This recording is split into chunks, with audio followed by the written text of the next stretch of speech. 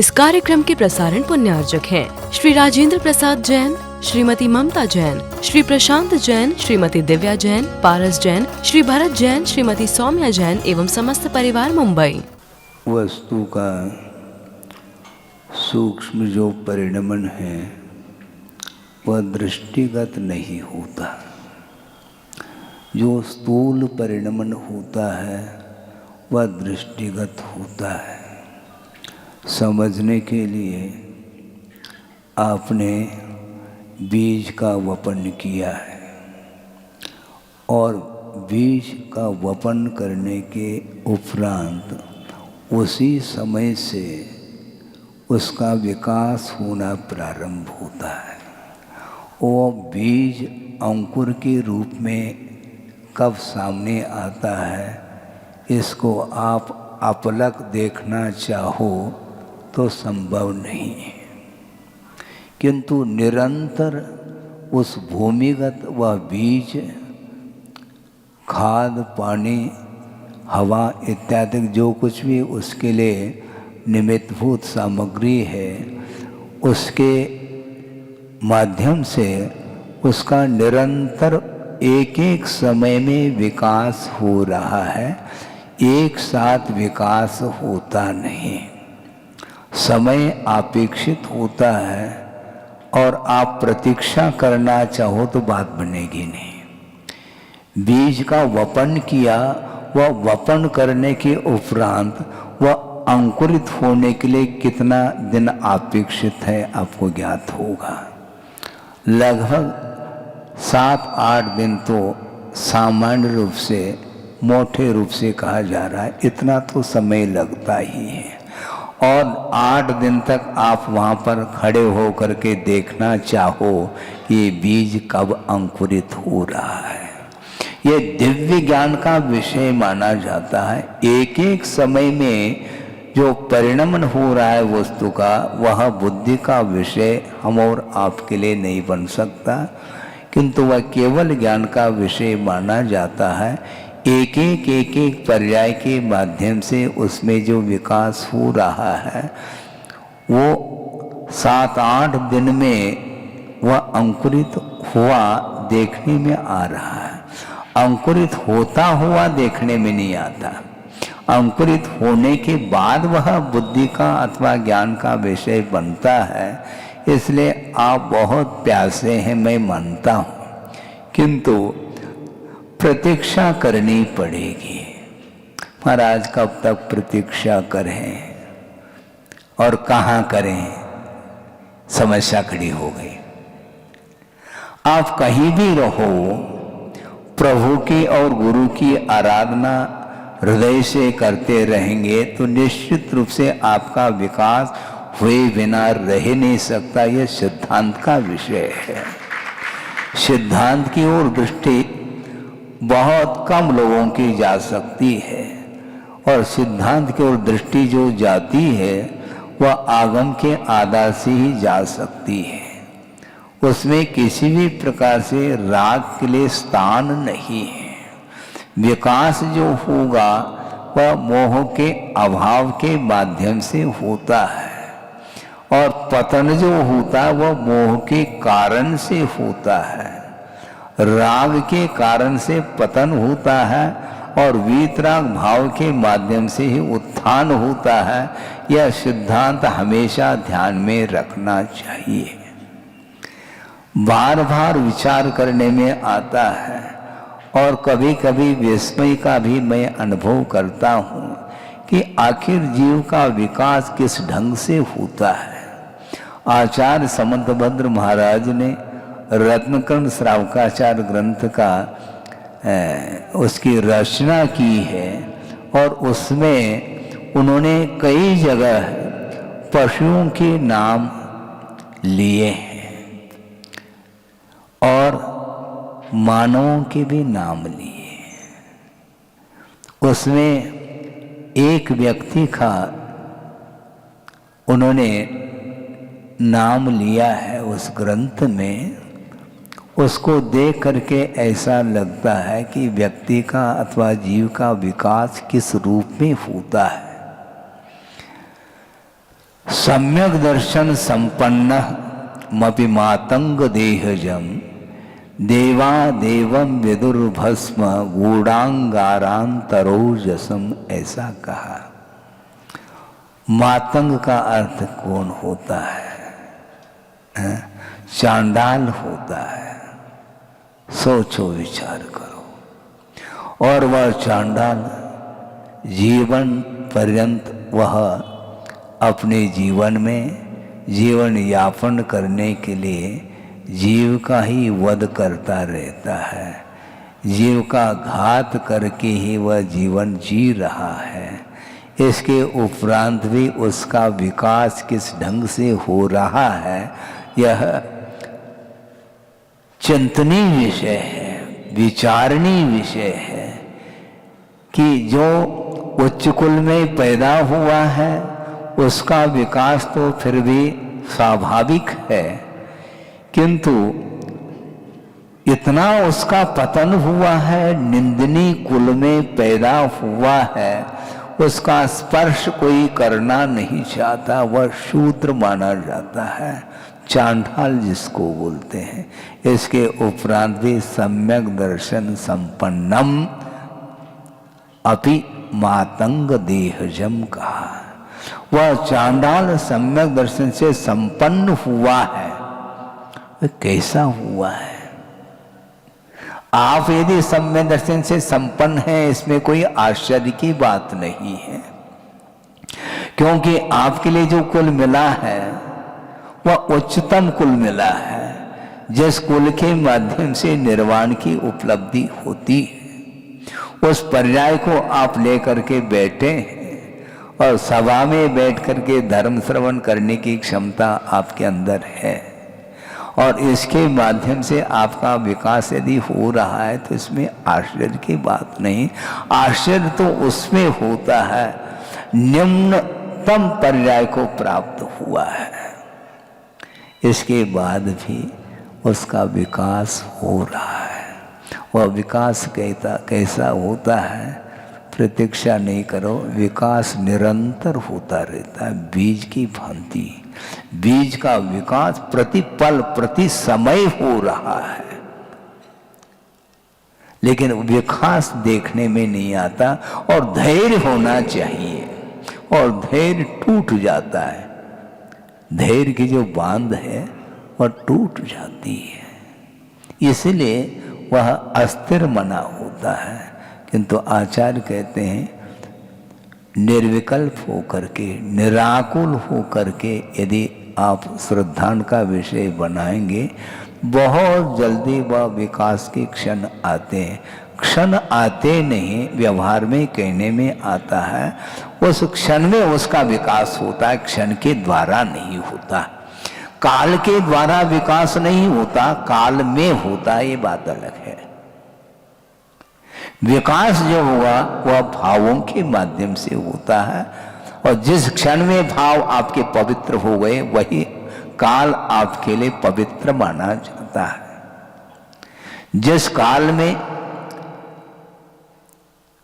गर्भ कल्याणक हो रहा है, जिस काल में जन्म कल्याणक, दीक्षा कल्याणक अथवा तप कल्याणक, केवल ज्ञान कल्याणक और निर्वाण कल्याणक, ये काल में हो रहा है, काल के माध्यम से नहीं हो रहा है, किंतु भावों के माध्यम से विकास होता है।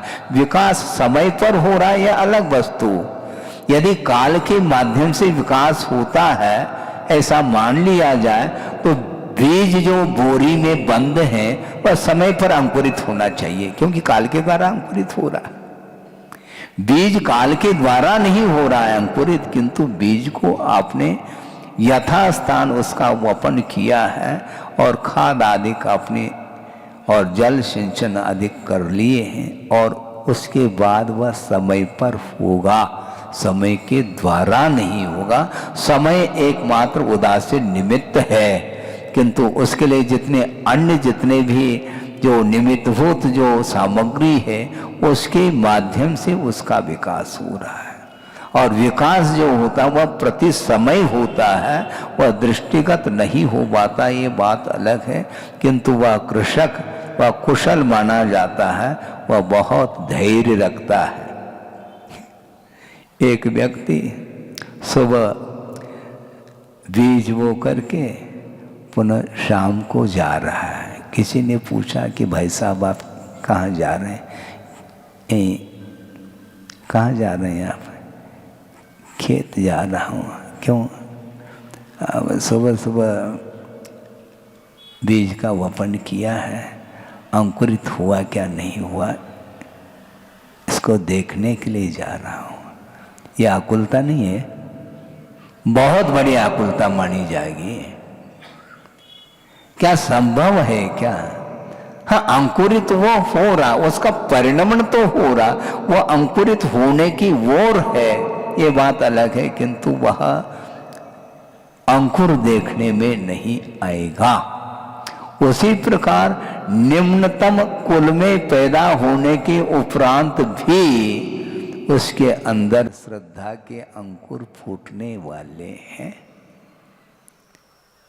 और एक समय वह आता है सम्यक दर्शन से वह संपन्न हो जाता है।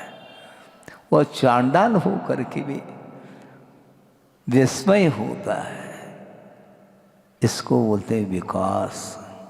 विकास की योग्यता जिसके अंदर है, उसके लिए उचित यदि सामग्री, साधन सामग्री मिलती है तो निश्चित रूप से वह विकास को प्राप्त होगा।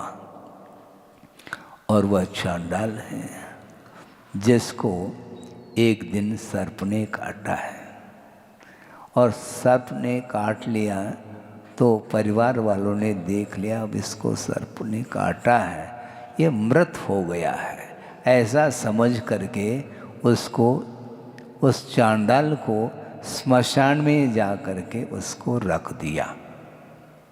अब सोचिएगा, वस्तुतः उसका मरण अभी हुआ नहीं, किंतु मृत के समान वह पड़ा है, इसलिए सोच लिया इसका मरण हो चुका है। स्मशान में जा कर के उसको रख देते हैं, और क्या होता है, वहाँ पर एक रिद्धिधारी मुनि महाराज ध्यान में लीन हैं, और औषध रिद्धि के वह धारक हैं। उनके शरीर के स्पर्श से जो हवा चल रही है, और उस मृतक जो चांडाल जिसको बोल रहे हैं आप, और वो हवा वहाँ पर पहुँच जाती है, और उसके स्पर्श से वह जीवित हो जाता है। सोचो, विचार करो, हैं? अभी भी पुण्य है उसका, सत्ता में, स्टोर में है, और वह जीवित हो जाता है, तो वो सोचता है कि मेरा अभी भी पुण्य शेष है, उसका सदुपयोग कर लिया जाए। और उसने ये संकल्प लिया, चांडाल होकर के भी वह संकल्प ले रहा है। आप क्या संकल्प लेंगे हम बाद में देखेंगे। उसने संकल्प ले लिया, भगवान ये जो जीवन मिला है, पुनः मैं जीवित हुआ हूँ, और ये रिद्धिधारी मुनि महाराज की करामत है। और उसने सोचा मैं 14 के दिन वध का त्याग करता हूँ। सोचो, विचार करो, इसका अर्थ प्रतिदिन तो उसको वध करना ही है, लेकिन 14 के दिन उसने संकल्प ले लिया, प्राण चले जाए किंतु यह संकल्प टूटेगा नहीं। दृढ़ संकल्प लेकर के वह आ रहा है, और प्रसंग आ गया। अष्टानी का पर्व चल रहा है, और राजा ने राज्य में घोषणा कर दी, इन अष्टानिका पर्व के दिनों में कोई भी व्यक्ति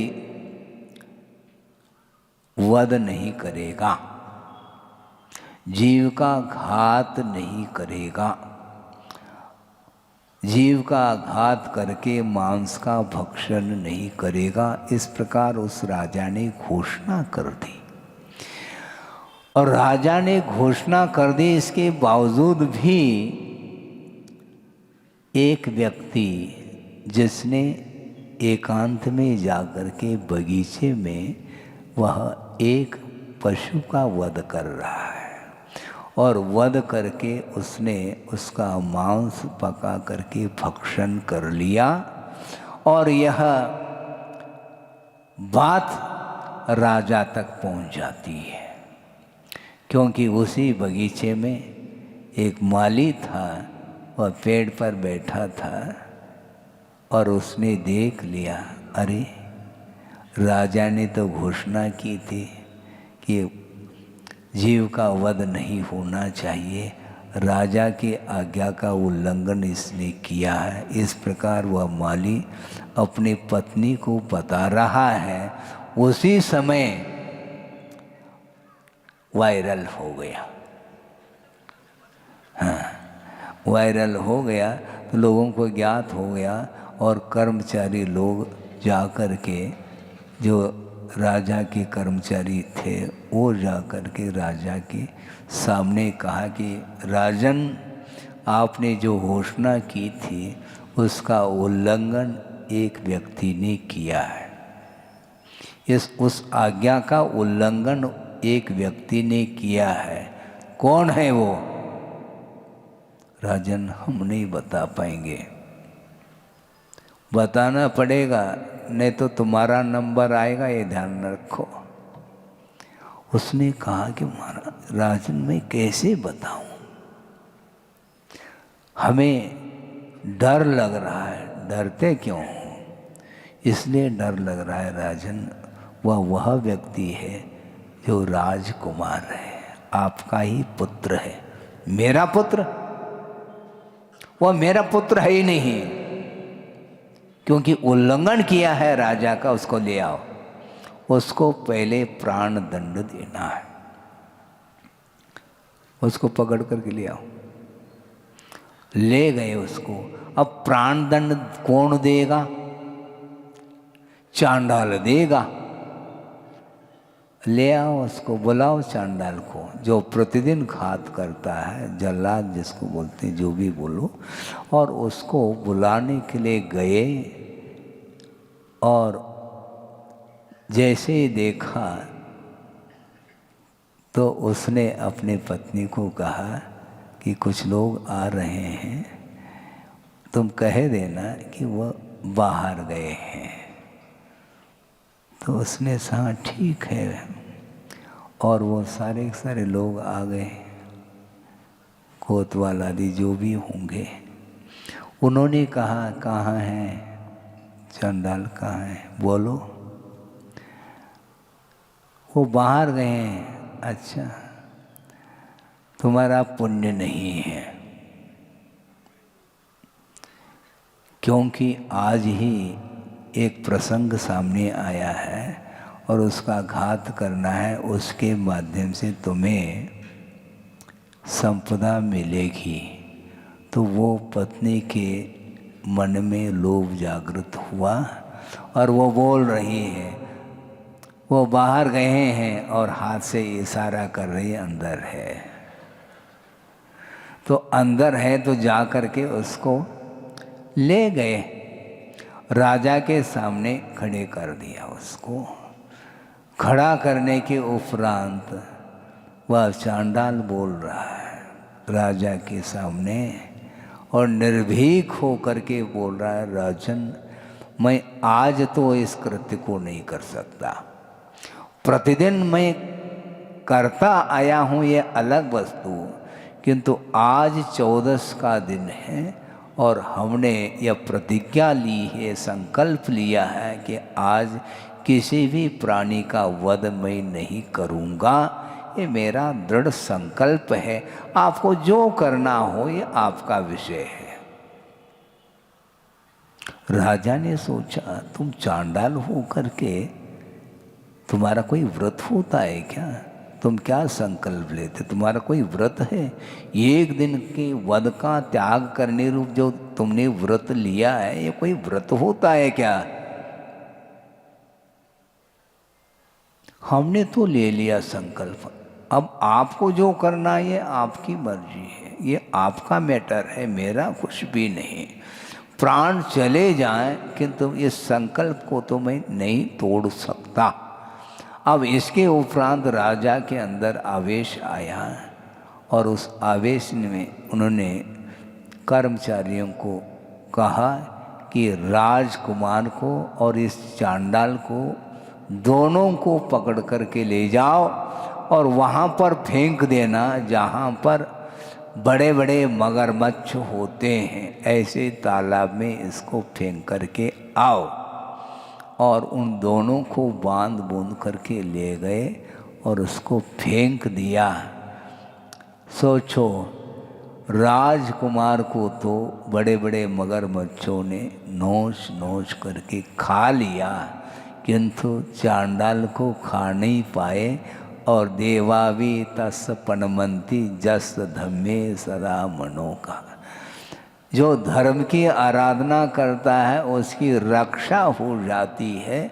और वहाँ पर देव आकर के उसको अपने हथेले में ले लिया। सोचो, विचार करो, महाराज वो तो चांडाल है ना। वो चांडाल नहीं है, ध्यान रखो। पर्याय की अपेक्षा से वह निंदनीय कुल माना जाता है, किंतु उस बीज का जो अंकुरण है वह दिखाई दे रहा है।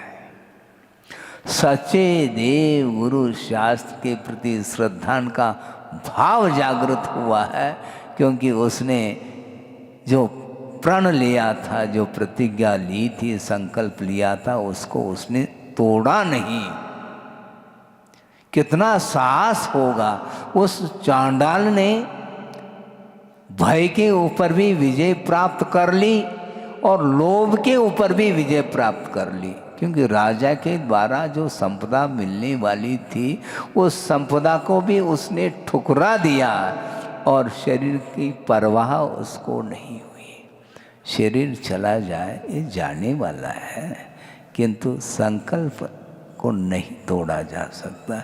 इस प्रकार के पवित्र भाव उस चांडाल के मन में कैसे आ गए? ये विस्मय का विषय नहीं है क्या? बहुत विस्मय का विषय। इसलिए उसको देव कह करके पुकारा। देव का अर्थ वहाँ पर कोई देव नहीं, देव का अर्थ वहाँ पर आदर भाव, आदर के साथ उसको बुलाया जा रहा है। देवा देवम विदुः, गणधर परमिष्टि आदि को ने उसको देव कहा है। ये आदर का पात्र है, क्योंकि जिसने इस निंदनीय कुल में भी सम्यक दर्शन को प्रकट कर लिया है और उस सम्यक दर्शन के माध्यम से वह आत्म तत्व प्रकाशित हो रहा है। ये ध्यान रखो, जिस प्रकार गूढ़ांगारांतरोजसम कहा, अंगार है वह धधक रहा है, किंतु उसके ऊपर राख, वह राख से आवरणित है। वह अंगार देखने में नहीं आ रहा है, किंतु भीतर वह अंगार प्रज्वलित है।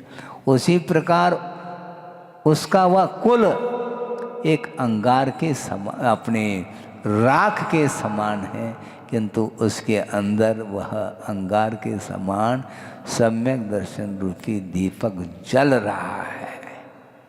सोचो, विचार करो किस प्रकार उसका विकास होता है। इसलिए हमने उदाहरण दिया कि बीज का जो अंकुर के रूप में परिवर्तित होना, जिस प्रकार समय पर उसका अंकुरित होना होता है, उसी प्रकार दृढ़ श्रद्धा जिसके अंदर है वह निंदनीय कुल भी कोई वस्तु नहीं है।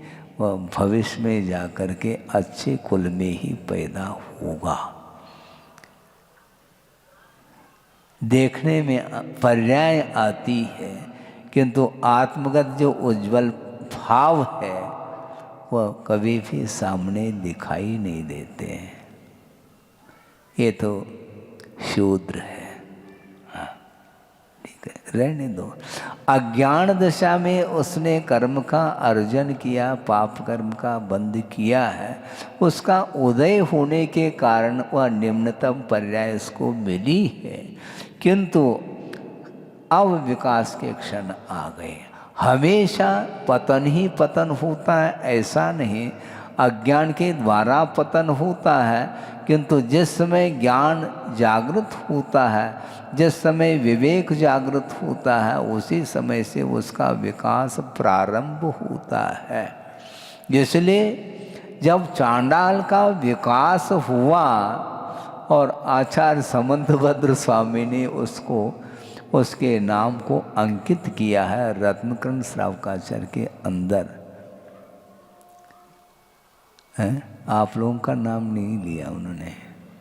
एक स्थान पर शूकर को लिया, याद किया, एक स्थान पर मेंढक को याद किया और एक स्थान पर चांडाल को याद किया। क्यों ऐसा? मोक्ष मार्ग की सामग्री उचित नहीं मिलने के बावजूद भी उसने जो पुरुषार्थ किया है वह पुरुषार्थ अपने आप में वह पुरस्कार का पात्र हो जाता है। आचार्य महाराज का ये बार बार कहना रहता है, प्रतिकूल परिस्थिति में भी छात्र पढ़ करके यदि मेरिट में आ जाता है तो वह पुरस्कार का पात्र होता है। और फुल फैसिलिटी है, मेरिट में आ जाए तो कोई ज़्यादा आश्चर्य की बात नहीं है। जिसके पास कोई साधन सामग्री उचित नहीं है, इसके बावजूद भी निरंतर पुरुषार्थ करके मेहनत करके जो आया है मेरिट में, तो उसकी बात है। उसी प्रकार निम्न पर्याय में उत्पन्न होने के उपरांत भी उस कुल में उस कुल का सदुपयोग उसने किया है, इसलिए सदुपयोग करना चाहिए। आपके लिए ये मनुष्य पर्याय मिली है, ये मौज करने के लिए नहीं, मनोरंजन करने के लिए नहीं। निरंजन बनना चाहो तो मनोरंजन छोड़ो। समस्या यही है, इसका मन नहीं लगता है, मनोरंजन करना प्रारंभ करता है। रेडियो ऑन कर लो, टाइम पास करना है, क्योंकि बिना मनोरंजन के समय कटता नहीं। तो समय को भी काटना चाहो क्या? वह समय कटता है क्या? आरे से काटना चाहो समय को, किससे काटना चाहो? किंतु संसारी प्राणी का मन लगता नहीं है। धार्मिक क्षेत्र में मन उसका बहुत जल्दी जल्दी वह ऊब जाता है और वह अस्थिर हो जाता है और विषयों में उसका मन रात दिन लगा रहता है। इसलिए ये पर्याय जो मिली है, इसका सदुपयोग करना चाहो तो और अच्छी पर्याय आपको मिल सकती है। क्योंकि वर्तमान में चतुर्थ काल है नहीं, वर्तमान में दीर्घ सनन है नहीं, वर्तमान में केवली श्रुत केवली इत्यादि का समागम भी नहीं है।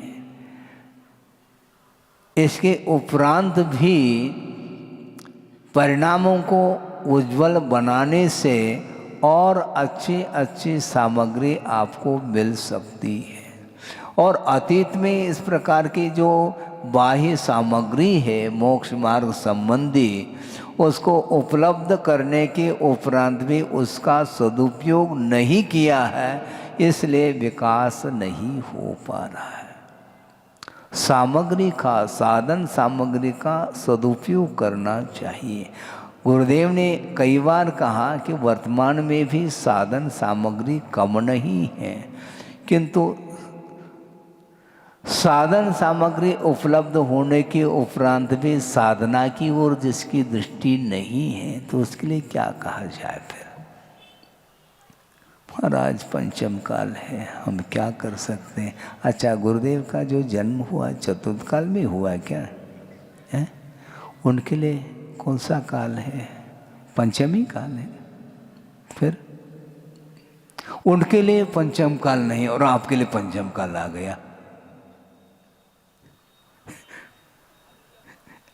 एक प्रसंग याद आ गया। आचार्य ज्ञान सागर जी महाराज के सामने चर्चा आदि चल रही थी, तत्व चर्चा।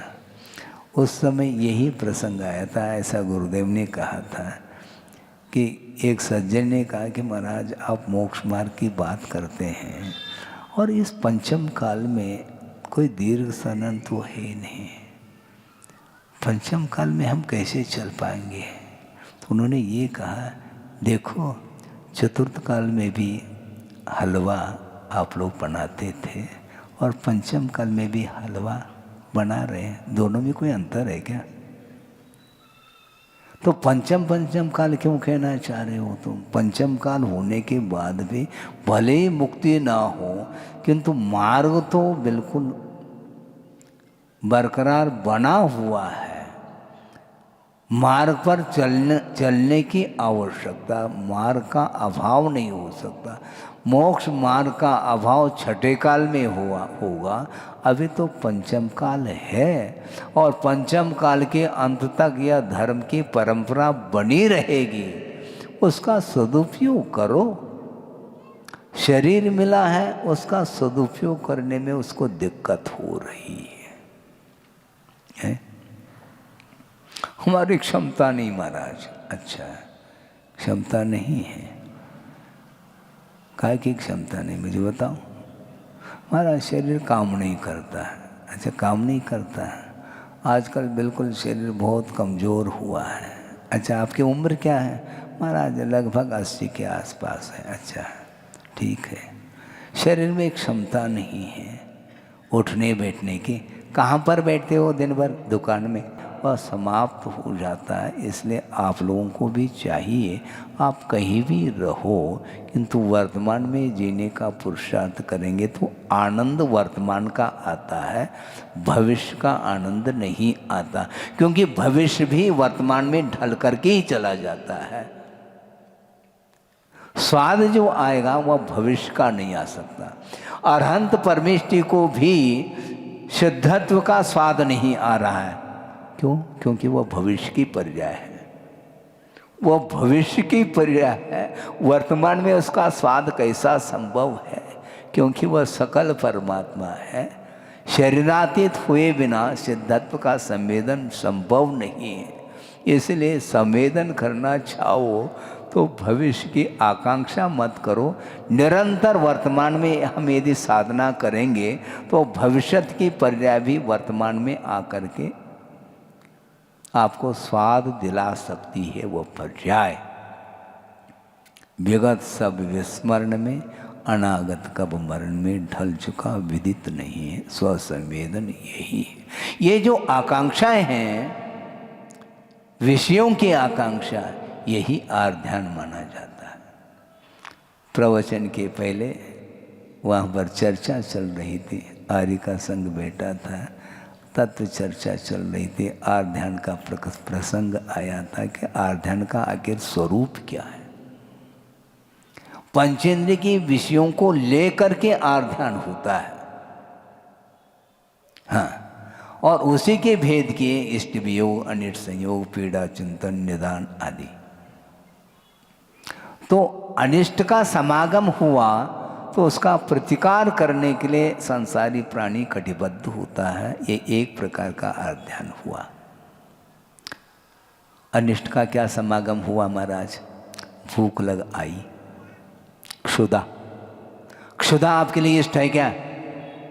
नहीं है, वह अनिष्ट है। तो अनिष्ट का समागम हुआ तो उसके प्रतिकार के लिए वह आहार को ग्रहण कर रहा है।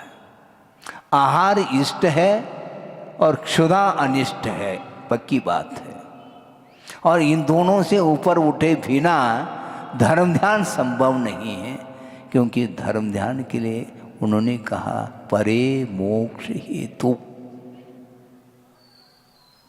अपरे संसार से हेतु। आगे के जो ध्यान हैं, क्योंकि ध्यान के 4 भेद किए हैं, आर ध्यान, रौद्र ध्यान, धर्म ध्यान और शुक्ल ध्यान।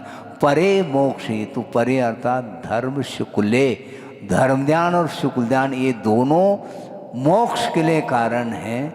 और आर ध्यान रौद्र ध्यान संसार के लिए कारण है। जहाँ इष्टानिष्ट की परिकल्पना विषयों को लेकर के हो रही है वही आर ध्यान माना जाता है। भले ही आर ध्यान की क्वालिटी तारतम्य बहुत है। मिथ्या दृष्टि का आर्ध ध्यान, अविरत सम्य दृष्टि का आर्ध ध्यान, अनुवृत्ति का आर्ध ध्यान और महावृत्ति का भी आर्ध ध्यान होता है। इन दोनों में जमीन आसमान का अंतर देखने को मिलता है। इसलिए धर्म ध्यान करने के लिए श्रमण लोग आहार की चर्या को संपन्न करते हैं, किंतु आहार लेने की जो इच्छा है यह इच्छा अपने आप में धर्म ध्यान का प्रतीक नहीं है, ये आगम का उल्लेख है। बहुत सूक्ष्म विषय है, क्योंकि क्षुधा सता रही है, वह अनिष्ट का समागम हुआ है, उसी क्षुधा के शमन करने के लिए वह आहार को ग्रहण कर रहा है, क्योंकि आहार उसके लिए इष्ट है। धर्म ध्यान के लिए कर रहा है ये अलग वस्तु, किंतु आहार ग्रहण करना यह धर्म ध्यान नहीं है। आहार की क्रिया हो सकती है, किंतु आहार ग्रहण करने की जो इच्छा है इसी का नाम आहार संज्ञा कहा है। उसी समय आहार ध्यान का अवसर आता है। ये बात अलग है, मूलाचार के अनुरूप वह आहार ले रहा है और येचना समिति के माध्यम से आहार ग्रहण कर रहा है और मुख में वह ग्रास पहुंच गया है। लेने का भाव तो है, किंतु वहाँ पर भी वह धर्म ध्यान का अवसर आ सकता है। कैसा आ सकता है महाराज? रसनेन्द्रिय के ऊपर विजय प्राप्त करने का भाव है तो धर्म ध्यान होगा। लेकिन एक ग्रास में इच्छा की पूर्ति नहीं होगी, पुनः ग्रहण करने का जो भाव आया वह आर ध्यान ही माना जाता है। ये ध्यान रखें, बहुत सूक्ष्म विषय है। मतलब श्रवण की भूमिका में भी आर ध्यान का प्रसंग आ रहा है, तो श्रावक की भूमिका में और गृहस्थ की भूमिका में आर ध्यान नहीं होगा क्या महाराज? फिर हम लोगों के लिए धर्म ध्यान का अवसर आएगा क्या? नहीं, क्यों नहीं आता है? ध्यान रखो। इस कार्यक्रम के प्रसारण पुण्यार्चक थे श्री राजेंद्र प्रसाद जैन, श्रीमती ममता जैन, श्री प्रशांत जैन, श्रीमती दिव्या जैन, पारस जैन, श्री भरत जैन, श्रीमती सौम्या जैन एवं समस्त परिवार मुंबई।